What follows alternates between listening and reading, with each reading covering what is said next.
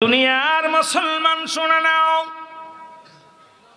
নবীর সান্দানে একটু দিলের কান্ডা লাগা শোনো। এক আল্লাহর ওলি প্রতিনিয়ত নামাজ সালাত আদায় করেন, আর গোরস্থানের পাশে যে ঘুমায় যায়। জোরে বলো আল্লাহু আকবার। এক একটা কবরের পাশে যায় যায় ঘুমায়। ওদিন উনি নামাজ আদায় করে গোরস্থানের পাশে যে ঘুমাইলেন, স্বপ্নের মধ্যে দেখে যিনি কবরে শুয়ে আছে, ওই কবরের মধ্যে অমুসলমান। আমার ওয়াজি হলো কবর হাসর মরণ। খেয়াল করবেন দাদু ভাইয়েরা, বাজে দিক যত জুড়ে যাব ততই আপনাদের লস হবে। কবর হাসরের দিকে যাওয়া লাগবে। আমার বাবারা শুনে নেন, কবর বলতে বোঝায় আমরা যেটা মানুষের মৃত্যুর পর থেকে কিয়ামত পর্যন্ত জগৎটাকে বলা হয় কবর। ঠিক কিনা? যেটা বলেন ঠিক কিনা?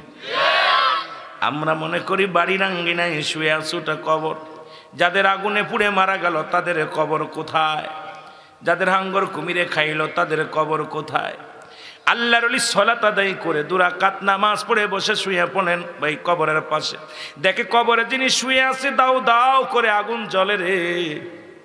ওই কবরের যিনি শুয়ে আছে সমস্ত গায়ের মধ্যে আগুন। আগুনে পড়ে আর চিৎকার মারে, আমার কেউ নাই রে, আমার 3টা যুবতী কন্যা রেখে আসলাম। আমি তোর আব্বা কবরের মধ্যে দাও দাও করে জাহান্নামের আগুন জ্বলে। কেউ কি আসো আমার আপনজন আমার জন্য দোয়া করা? কেউ কি আসো আমার একটু নেকি দেওয়ার মতো? কেউ আসুনি। আল্লাহর ওলি দোয়া করে চলে গেলেন। পরের দিন আসলে না দেখে রে, যে ব্যক্তি কবরে শুয়ে আছে আগুনের 2খানা জুতা পায়ের মধ্যে লাগানো আছে, গায়ের মধ্যে আগুনের সাপ, মাথার মধ্যে আগুনের কাক, দাও দাও করে আগুন জ্বলে গায়ের মধ্যে। জিহ্বাখানা টান দিয়ে বাইর করে লাগায় রাখছে। পিপাসায় ছাতি ফেটে যায়, চিৎকার মেরে কান্দে, কে আসরে আমার একটু দেওয়ার নেকি দিবানি? কেউ কে আসো আমার আপনজন প্রতিবেশীর আসরে? আমি এতদিন কবরে শুয়ে আছি রে, নেকি নাই, আমি বড় কষ্টের মধ্যে আছি, আমার একটু নেকি দাও। তোমরা কে কেউ চাই আসো? আমার ভাইয়েরা আল্লাহর ওলি দোয়া করে চলে গেলেন। 3য় দিন আবার কবরের পাশে আসলেন। এসে উনি সালাত আদায় করে শুয়ে রইলেন। দেখে জাহান্নামী ফেরেশতা, মালিক ফেরেশতার সৈন্যরা হাতের মধ্যে পায়ের মধ্যে শিকল, গলার মধ্যে রশি দিয়ে টান শুরু করেছে। জাহান্নামের দিকে টেনে হিসড়ে চলে যায়। আর ওই ব্যক্তি চিৎকার মেরে কান্দে, আর আমার আপনজন কেউ আসনি, আমার বাইরে, আমার বোন, আমার আপনজন, আমার মেয়ে, আমার ছেলেরে, তোদের যাদের দুনিয়ায় রেখে আসলাম, কেউ কি আমার জন্য একটু নেকি দিতে পারিস? লাগলেন উনি কান্না দেখে একটু দোয়া করলেন। দেখে 3টা যুবতী কন্যা, 3টা যুবতী মেয়ে আস্তে আস্তে করে হেঁটে হেঁটে কবরের পাশে আসলেন। আল্লাহর ওলি একটু আড়ালে দাঁড়ায় গেলেন। ওই 3টা মেয়ে, ছোট মেয়ে, বড় মেয়ে, ছোট বড় মেয়ে, মেজো মেয়েটা চোখের পানি ছেড়ে কান্দার ডাক দেওয়া, আব্বু 1 মাস হয়ে গেল তোমারে আমরা বিদায় করে দিছি, কবরের পাশে আসতে পারি না, তুমি কেমনে ঘুমাছো আব্বু? আমি তোমার 3টা যুবতী কন্যা তোমার কবরের পাশে হাজির হয়ে কিছু আব্বা যান। আব্বা গো তুমি কেমনে আছো জানি না কবরের মধ্যে, তবে আমরা তত ভালো নাই। পৃথিবীর হায়নাগুলো আমাদের দিকে তাকায়। আমরা 3টা যুবতী কন্যা তুমি রেখে গেছো গো বাবা। এই পৃথিবীর হায়নাগুলো আমাদেরকে ছিঁড়ে ছিঁড়ে খাইতে চায়। আমরা পর্দার মধ্যে থেকেও বাঁচতে পারি না বাবা গো, বড় কষ্টের মধ্যে আছি গো বাবা। আমরা বাঁচবো না, আমরা আমাদের তো রেখে গেলে বাবা, আমাদের কোন হেল্লায় রেখে গেলে, কোন কার কাছে রেখে গেলে গো আব্বা? তুমি বিদায় নিয়ে চলে গেলে। আর আমি তোমার কন্যাগুলো চোখের পানি ছেড়ে কান্দি জমিনের মধ্যে। জোরে জোরে বলো আল্লাহু আকবার। হাত উঠায় দোয়া করে যখন বিদায় হয়ে গেলেন, পিছন থেকে আল্লাহর ওলি ডাক দিয়ে বলে, ও মা, মারা দাঁড়াও গো। তিনটা মেয়ে দাঁড়ায় গেলেন, বলে মা গো, তোমাদের বাড়ি কোথায় বলো? এই গ্রামে। এখানে কে শুয়ে আছে? বলে আমার আব্বা জান। কয় তোমার আব্বা কতদিন মারা গেছে? বলে 1 মাস। বলে 1 মাস তোমরা কি করো? কয় আমরা যুবতী, আমাদের কোনো বিয়ে হয় নাই। আমার আব্বা জান আমাদেরকে যুবতী রেখে দুনিয়া থেকে বিদায় হয়ে গেছে। দুনিয়ার হায়নার ভয়ে আমরা বাইরে হতে পারি না। এই মহল্লার খারাপ মানুষের জন্য বাইর হতে পারি না। একটা মাসও আব্বার কবরের পাশে আসতে পারি না। আজকে সুযোগ পেয়েছি, আব্বার কবরটা জিয়ারত করে গেলাম, দেখা করে গেলাম। আল্লাহর ওলি ডাক দে বলে, মা তোমার আব্বা জান কবরে ভালো নাই। আল্লাহর ওলি চিৎকার মেরে বলে, ও যুবতী মেয়েরা শোনো, আমি একদিন নয়, দুদিন নয়, 3টা দিন এই কবরের পাশে এসে আমি যাই নামাজ বিছায়া শুয়ে পড়ি। প্রথম দিন দেখেছি তোমার আব্বার সমস্ত গায়ের মধ্যে আগুন জ্বালানো। দ্বিতীয় দিন দেখেছি সমস্ত গায়ের মধ্যে আগুনের সাপ, সমস্ত গায়ের মধ্যে আগুন, চিৎকার মেরে কান্দে। তৃতীয় দিন দেখলাম, মাগো আজকে দেখলাম জাহান্নামী ফেরেশতারা গলার মধ্যে রশি লাগাইয়া, হাতের মধ্যে রশি লাগাইয়া তোমার বাবারে টানতে টানতে জাহান্নামের দিকে লয়ে যায়। আর তোমার আব্বাজান কাঁদতেছো, আমার আপনজনেরা তোরা কেউ কি আসিস রে? আমার একটু নেকি দেওয়ার মতো কেউ আসিস নি? আমি 3টা যুবতী মেয়ে রেখে আসলাম, তারাও কি আমার চোখি দেখে না? তাদের একটু মায়া লাগে না? আমি কবরে বড় কষ্টের মধ্যে আছি। চিৎকার মেরে কান্দে, জোরে জোরে চিল্লায় বলো আল্লাহু আকবার। আল্লাহর ওলি ডাক দিয়ে বলে, মা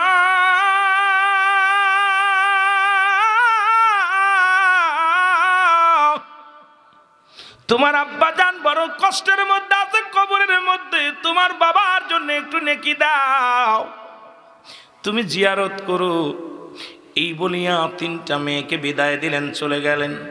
প্রতিটা মেয়ে প্রতিদিন সকালবেলা চলে আসে আব্বার জিয়ারত করতে, আবার আসরের নামাজ বাদে চলে আসে আব্বার কবরটা জিয়ারত করতে।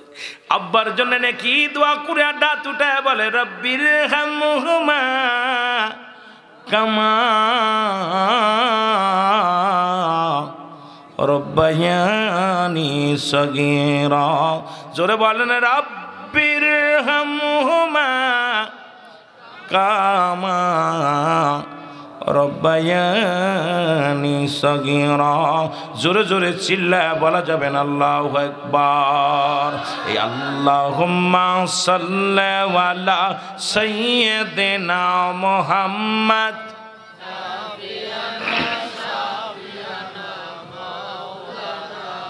আরো জোরে বলেন, আল্লাহুম্মা সাল্লি আলা সাইয়্যিদিনা এর নবিয়না শাফিয়ানা। কোথায় গেল পাবা নবী, কোথায় গেল পাবা নবী, একবার আপনার দিদার। কোথায় গেল পাবা নবী, একবার আপনার দিদার। স্বপ্নে যুগে বইলা দিও, স্বপ্নে যুগে বইলা দিও, কান্দি আমরা গুনাহগার। আল্লাহুম্মা সাল্লি আলা সাইয়্যিদিনা মুহাম্মদ নাবিয়ানা শাফিয়ানা মাওলানা মুহাম্মদ। 63 কাল কাঁদলেন নবী সকলে উম্মতের লাগি। 63 কাল কাঁদলেন নবী সকলে উম্মতের লাগি। এখনো কান্দেন নবী, এখনো কান্দেন নবী, শুইয়া সোনার মদিনায়। আল্লাহুম্মা সাল্লি আলা সাইয়্যিদিনা মুহাম্মদ এর নবিয়না শাফিয়ানা। আরো জোরে বলেন, আল্লাহুম্মা সাল্লি আলা সাইয়্যিদিনা মুহাম্মদ নাবিয়ানা শাফিয়ানা এই না দুরুদ পড়ো ও ভাই আশিক মুমিন সকলে এই না দুরুদ পড়ো ও ভাই আশিক মুমিন সকলে কঠিন দিনে দয়াল নবী কঠিন দিনে দয়াল নবী পার করিবে তোমারে আল্লাহুম্মা সাল্লি আলা সাইয়্যিদিনা মুহাম্মদ নাবিয়ানা শাফিয়ানা মাওলানা মুহাম্মদ। এই ভাইরা আমার বন্ধুরা আমার গো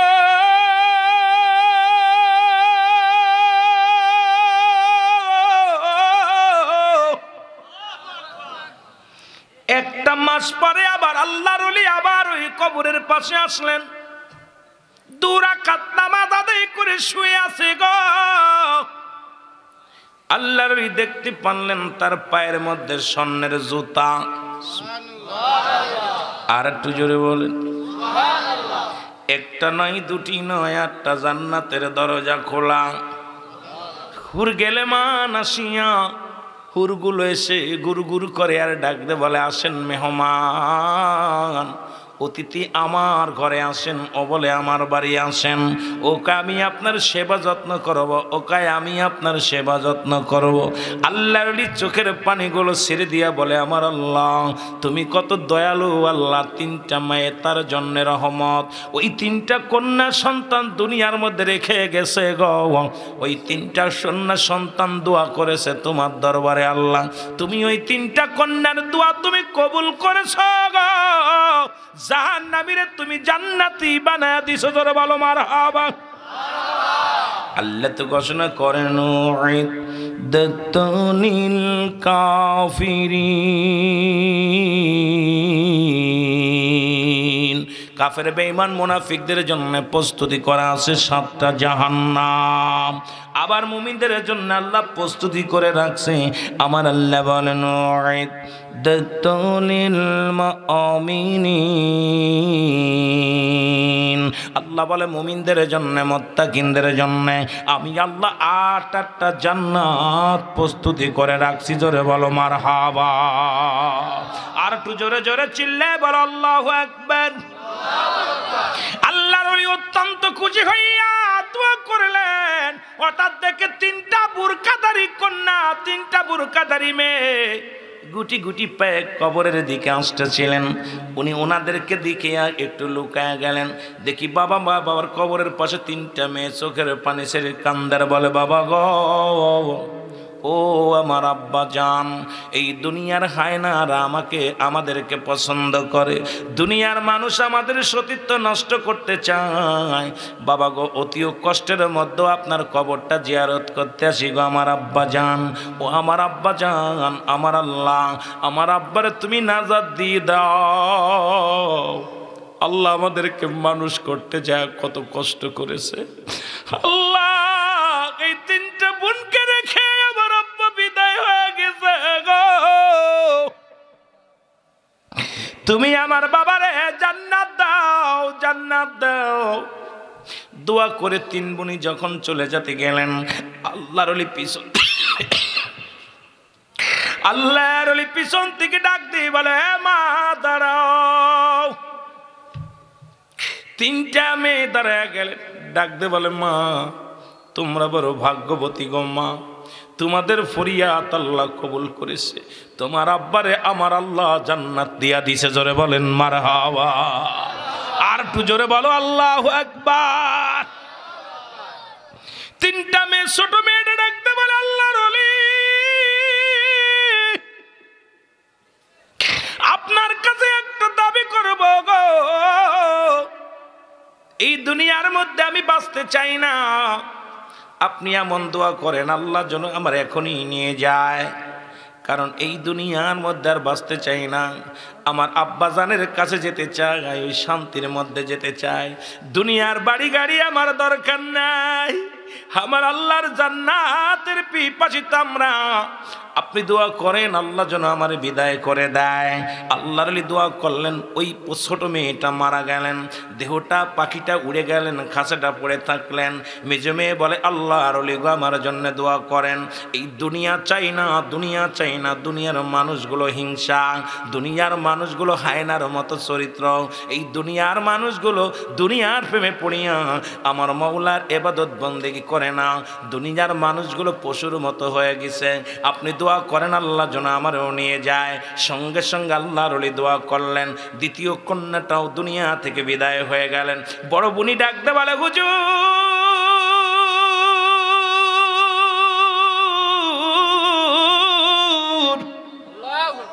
আমার আব্বা জান যেখানে ঘুমায় আছে আমিও সেখানে যেতে চাই।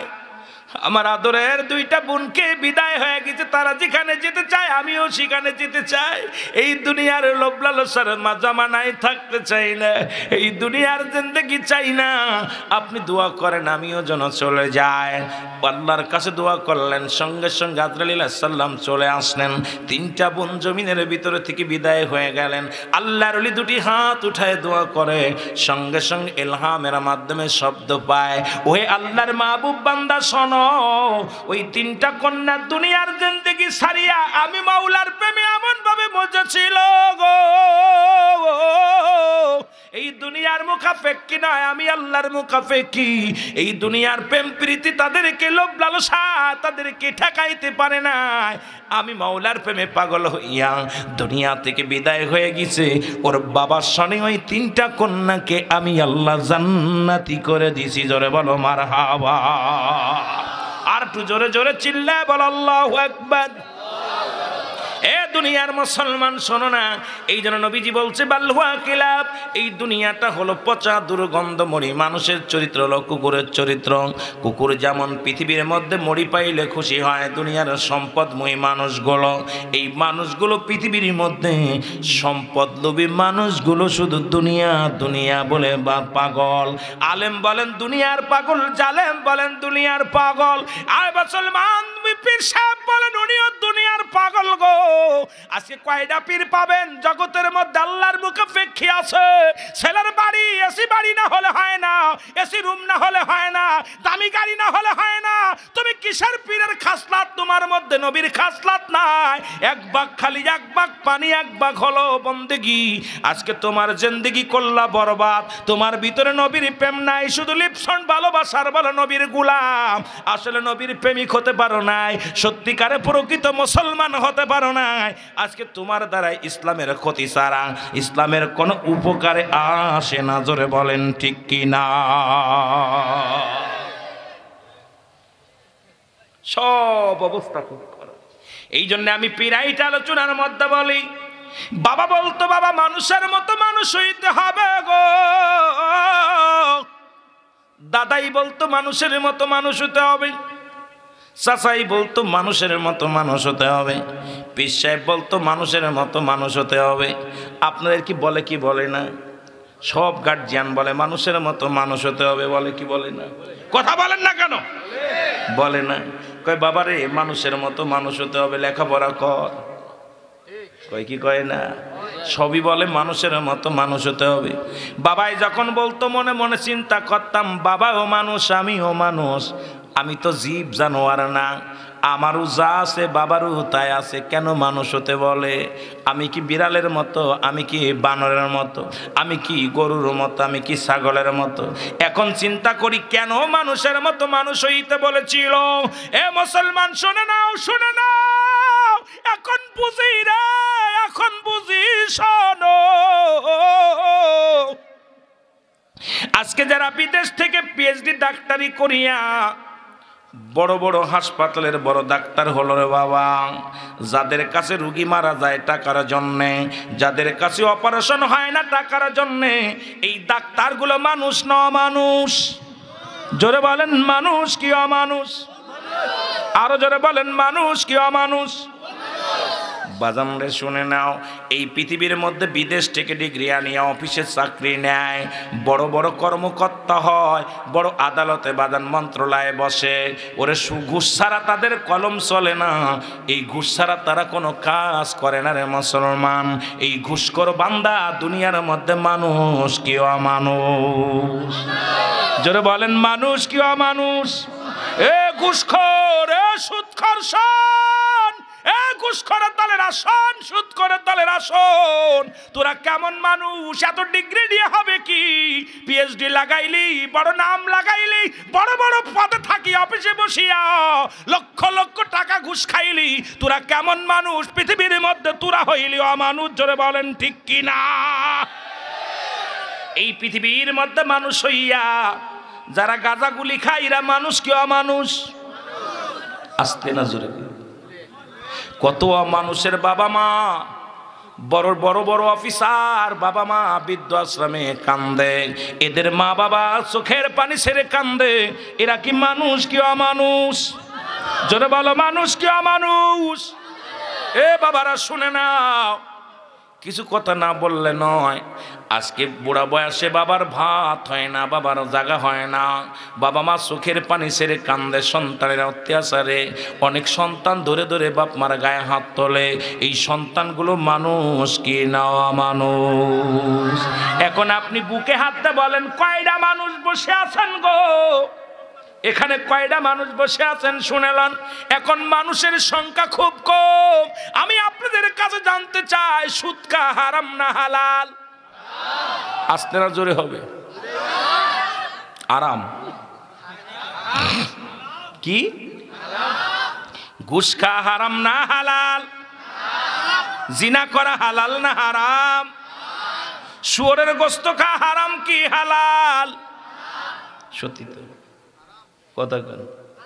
আমি আজকে আপনাদের কাছে একটা কথা বলে যাব, যদিও কেউ কষ্ট পান কিচ্ছু আসে যায় না।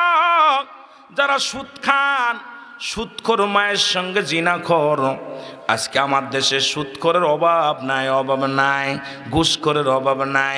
এই ঘুষখোরগুলো সারা জীবন উপার্জন করে, হারাম উপার্জন করে, আর বাজারে যায় হালাল গোশত তালাশ করে।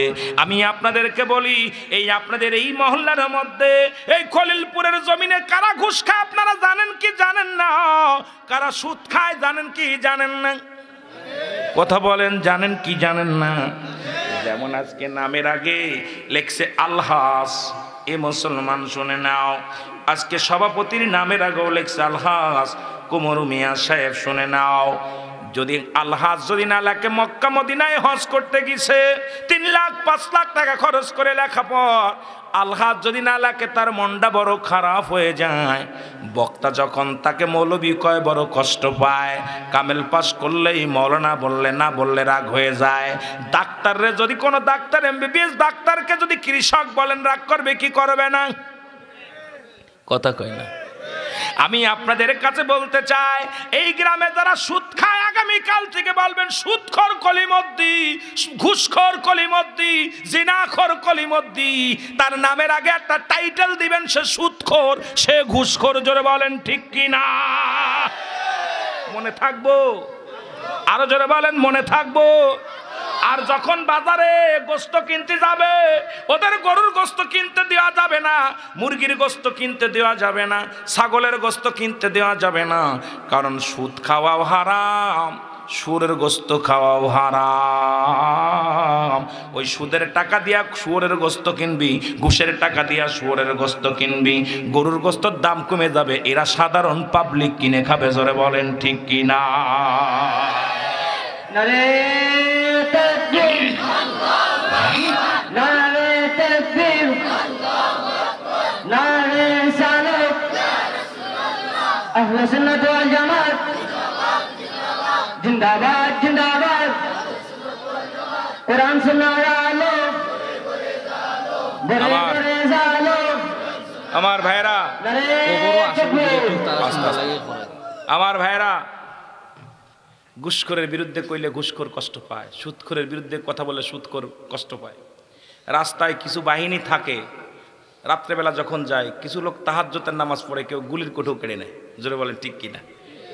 গুলির কুটো, এটা কাজ ধোয়ার জন্য, সামনে আয়না পরিষ্কার করার জন্য রেখে দিই গুলির কুটো, এটাই দিয়ে যা। আহা, হাজার হাজার মন দুধের মধ্যে যেমন একটু চুনা দিলে দুধ নষ্ট হয়ে যায়, তদ্রুপ এই হারামখোররা লক্ষ টাকা বেতন দেয় সরকার, তারপরেও 10 টাকা ঘুষ খেতে হবে, সুদ খেতে হবে। আল্লাহর কসম, হারামখোরের গর্বে থেকে তো হালাল জাদা হতে পারে না, ওরাও হারাম জাদা হবে। জোরে বলেন ঠিক কিনা, আরো জোরে বলেন ঠিক কিনা। আমার দেশের অবস্থা খুব ভয়ঙ্কর। অধিকাংশ আলেম ওষুধের মধ্যে, কারণ ব্যাংকে টাকা তুইয়া এটা যদি আবার ধরি আবার হুজুর আপনি, অধিকাংশ মুনাফা হাসিল করতেছে, মুনাফা হাসিল করে, এটা জায়েজ। আরে পায়খানা তো পায়খানা, শুকনা হোক আর কাঁচা হোক, পায়খানা পায়খানায়। জোরে বলেন ঠিক কিনা। হারাম হারামি, এটা হালাল হয় কেমনে? জোরে বলেন ঠিক কিনা। আল্লাহ বুঝার তৌফিক দান করুন। জোরে বলেন আমিন।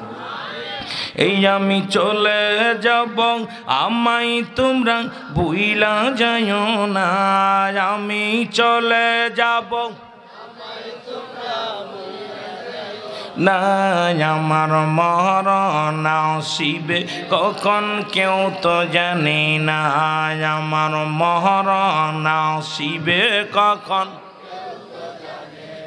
এ মুসলমান গভীর মনোযোগ, এ মুসলমান, একজন নবী এখন জান্নাতের মধ্যে আছে, নাম হলো হযরত ইদ্রিস আলাইহিস সালাম। আল্লাহ বলে, বন্ধু তুমি জান্নাতের মধ্যে কেমন আছো? এখনো পৃথিবীর মধ্যে 4 জন নবী জিন্দা। কয়জন নবী? জোরে বলেন কয়জন? আর একটু জোরে বলেন কয়জন? কোন কোন কিতাব বলে 5 জন। তাদের মধ্যে একজন হলো পাহাড়ের দায়িত্ব আছে, সেই নবীর নামটা জানা আসেনি। একজন নবী আপনাদের পাহাড়ের এলাকা, পাহাড়ি এলাকা শোনেন, এ শ্রীমঙ্গল মৌলভী বা মৌলভীবাজারের বাজানেরা, একজন নবী পাহাড়ের দায়িত্ব, তার নাম হলো হযরত ইলিয়াস আলাইহিস সালাম। নাম কি? জোরে বলেন নাম কি? হযরত ইলিয়াস আলাইহিস সালাম এখনো জিন্দা আছে। পাহাড়ের দায়িত্ব তাকে আমার আল্লাহ দিছে। পানির দায়িত্ব একজন দিছে, তার নাম হলো হযরত খিজির আলাইহিস সালাম। সুবহানাল্লাহ বলেন না। আর একটু জোরে। একজন জান্নাতের মধ্যে আছে, তার নাম হলো হযরত ইদ্রিস আলাইহিস সালাম। আরেকজনকে আল্লাহ দুনিয়ার মধ্যে আখিরি নবীর উম্মত বানায়া পাঠাইব, তার নাম হলো হযরত ঈসা আলাইহিস সালাম। আরেকজন নবীর কথা কেউ কেউ উল্লেখ করে, তিনি হলো হযরত জাকারিয়া আলাইহিস সালাম। কারণ জাকারিয়া গাছের মধ্যে ঢুকে গেলেন, এর শত্রুপক্ষ গাছটাকে ফাড়াইলেন, ভালো করে করাত দিয়ে কি করলেন, ফাড়লেন, এরপরে এটা আগুনে দিয়ে পোড়াইলেন। কিন্তু আল্লাহ জাকারিয়ারে উঠায় নিছে, ওনাকে পাঠাইবে কি পাঠাবে না এমন কোনো ইতিহাস আমরা পাই নাই। তবে 4 জন নবী দুনিয়ার মধ্যে এখনো জিন্দা আছে, আমাদের জানার দরকার, বুঝার দরকার। জোরে বলেন ঠিক কিনা। তাহলে পাহাড়ের দায়িত্ব কারে দিছে? হযরত ইলিয়াস আলাইহিস সালাম। কিসের দায়িত্ব? পাহাড় আসেনি আপনাদের দিকে?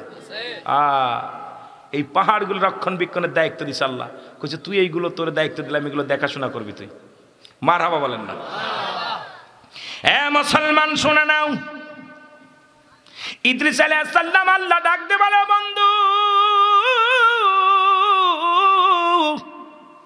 তুমি জান্নাত পায়া খুশি হইছো নি? কয় হ।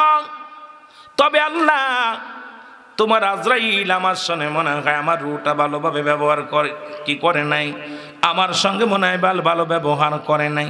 আল্লাহ কয়, যারে জিবরিল যা দৌড়ে আজা। আজরাইল সামনে হাজির হয়ে গেলেন। আল্লাহ নবী ইদ্রিস আলাইহিস সালাম বলে, আজরাইল আগে বলো আমার রূহটা তুমি কেমনে বাইর করেছিলে? আজরাইল কয়, হুজুর মায়ের বুকে দুধ খাইতে খাইতে সন্তান যেমনি ঘুমায়া যায়, আপনার রূহটা এমনি বাইর করেছি। ইদ্রিস আলাইহিস সালাম ডাক দে বলে, আজরাইল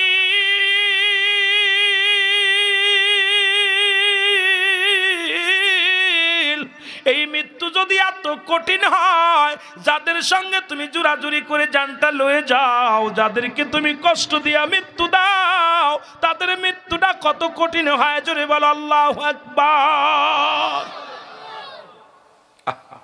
সহজ মৃত্যু হলো এত কঠিন, কঠিন মৃত্যুটা কত কঠিন। বাবারে 2 নাম্বার হলো কবর। 2 নাম্বার কি? 2 নাম্বার হলো কবর। কবরের ভিতরে যখন রেখে দিবে, একজন ফেরেশতা রূহটা বাইর করে নিবে, তার নাম আজরাইল। দুজন ফেরেশতা দুজনের কাঁধে আছে কেরামান কাতিবিন। মারহাবা বলেন। কবরে শোয়ানোর পর একজন ফেরেশতা আসবে, তার নামটা কি? নামটা কি? কবরে যে ফেরেশতা আসবে তার নাম জানা আসেনি? কি নাম? মুনকার নেকির আসার আগেও একজন ফেরেশতা আসবে, তার নাম হলো নুমান ফেরেশতা। জোরে বলো মারহাবা। নামটা কি? হযরত নুমান ফেরেশতা কবরে এসে আপনাকে উঠাইবে, বান্দা ওঠো, ও বান্দা ওঠো। দুটি কাগজ থাকবে নুমান ফেরেশতার হাতে। কয়টা কাগজ? দুটি কাগজ থাকবে, একটা থাকবে নেক আমল, একটা থাকবে বদ আমল। ডাক দুটাবে রুহুল আমিন সাহেব ওঠো। রুহুল আমিন সাহেব উঠে পড়বে, বান্দারে তুমি দুনিয়ার মধ্যে যে কর্মগুলো করেছিলা, এই নাও 60 বছরের জিন্দেগি, 80 বছরের জিন্দেগি, কত রাকাত নামাজ পড়েছো, কতবার জিকির করেছো, কতবার আল্লাহর সঙ্গে পাগল হয়েছে আল্লাহর প্রেমে, এই নাও কাগজখানা দিয়ে অত্যন্ত আনন্দ লাগবে বান্দার। বলবে বান্দা লিখে দাও। আমি লিখবো কেমনে, আমার কাছে তো কলম নাই। ডাকতে বলবে তোমার কলম হবে শাহাদাত আঙ্গুল মোবারক। জোরে জোরে চিল্লায়া বলো আল্লাহু আকবার। যার যার আমল নামা তার লেখা লাগবে, শুনে নেন। কেরামন কাতিবিন যেটা লিখে রাখছে, এটা কপি আপনার কাছে দিবে, আপনার নিজ হাতে লেখা লাগবে। কিয়ামতের ময়দানে কবরের মধ্যে শোয়ার সঙ্গে সঙ্গে লেখা লাগবে, বান্দা শাহাদাত আঙ্গুল মুবারক তোমার কলম। আল্লাহু আকবার বলো না। কলম পায়া বান্দা খুশি হয়ে যাবে, বলবে কালি পাবো কই? বলে কালি তোমার তোমার গালের মধ্যে থুতু মুবারক, তোমার এই গালের থুতু মুবারক হলো কালি। এই জন্য আপনাদেরকে বলে যায়, এই মুখ দিয়ে হারাম খায়েন না, এই মুখ দিয়ে কাউকে কষ্ট দিয়েন না, এই মুখটা পবিত্র রাখবেন, মুখের থুতু মুবারক হবে কালি। অমুসলমান কালি পাবে, বলবে লাগবো কেমন করে? কবরের ভিতরে 3 টুকরা কাপড় দেয়া হয়। প্রথম কাপড়ের কাপড়টা গা থেকে খুলে নেবেন, কেড়ে নেই। বল বান্দা এই নাও তোমার কাগজ, লেখা শুরু করো। বান্দা সেকেন্ডের ভিতরে ভালোটা লেখা হয়ে যাবে। এবার আবার বলবে বান্দা আর একটা কাগজ হাতের মধ্যে দিবে। তুমি 60 বছরের জিন্দেগি কতবার মিথ্যা বলেছো, কোন জায়গা কোন মহিলারে নিয়ে ঘোরাঘুরি করেছ, কোন জায়গা বয়া বয়া সুদ খাইছো, কোন জায়গা বয়া ঘুষ খাইছো, কোন জায়গা বেগানা মহিলা নিয়ে রিসোর্টে গেছিলা, কোন জায়গা চার বাগানে ঘোরাঘুরি করছো। আজকে বান্দা সব তো মনিটর করা আছে। আজকের মাহফিলের মতো আজকের এই মিডিয়ার ভাইয়েরা, যারা ইউটিউবের ভাইয়েরা আছে, যেমন আমার কথাগুলো ভিডিও করে রাখছে, আপনার সমস্ত জিন্দেগিটা কেরামন কাতিবিন বন্দি করে রাখছে। এটা দেখায় দিবে বান্দা, এই নাও তুমি 80 বছরের জিন্দেগি, 50 বছরের জিন্দেগি কোথায় কি করেছো বান্দা, এই নাও। বান্দার চোখের পানি ছেড়ে ডাকতে বলবে ফেরেশতারা রে, আমি অন্যায় করি না,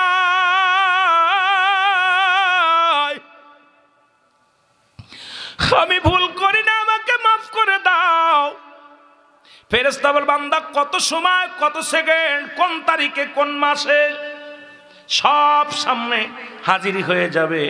বান্দা লজ্জায় মাথা নত হয়ে যাবে। ডান দিকের মাটিগুলো বাম দিকে টান দিবে, বাম দিকের মাটিগুলো ডান দিকে চাপ দিবে, উপরের মাটিগুলো নিচের দিকে চাপ দিবে গো।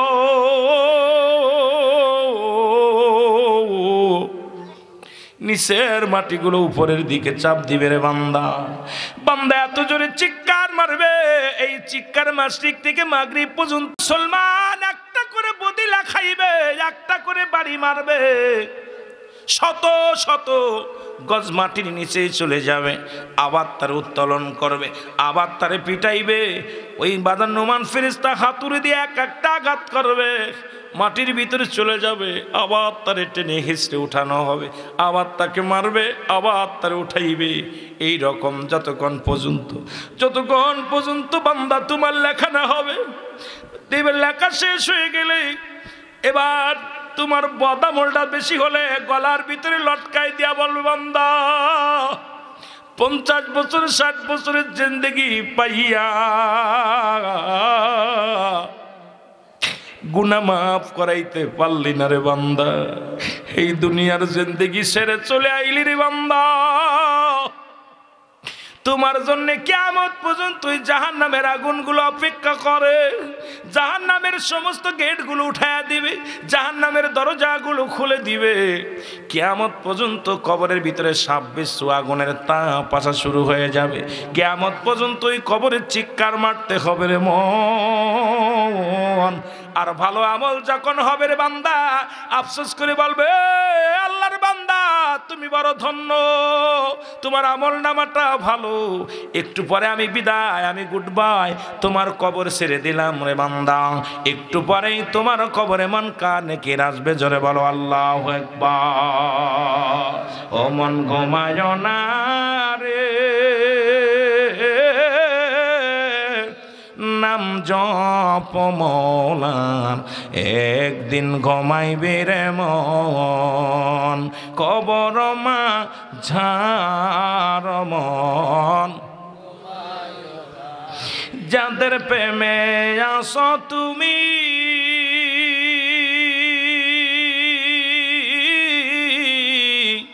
কেউ হবে না আপনজনীয়, শূন্য হাতে যেদিন নিবে জনমের বিদায় রে মন, ঘুমায় না রে মন, ঘুমায় না রে,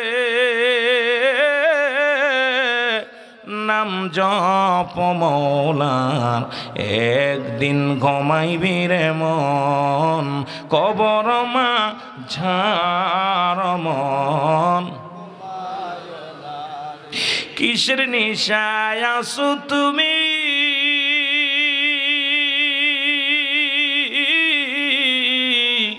কিসের আশায় আসো তুমিও, সবাই তোমায় দিবে একদিন, সবাই তোমায় দিবে একদিন এতিম বানায় মন, ঘুমায় না রে রমন, ঘুমায় না রে, নাম জপ মৌলার, একদিন ঘুমাইবি রে মন, কবর মা ঝার মন। এ দুনিয়ার মুসলমান, ওরে স্বাগতম জানা ডাকতে বলবে ফেরেশতা বান্দা, তুই জিন্দেগি সুন্দর করে আসিস, তোর জন্য জান্নাত অপেক্ষা করে, যা যা। এ মুসলমান শুনে নাও, কবরের জিন্দেগি শুরু হয়ে গেল রে বান্দা। এই কবর হলো মানুষের দ্বিতীয় বিপদ,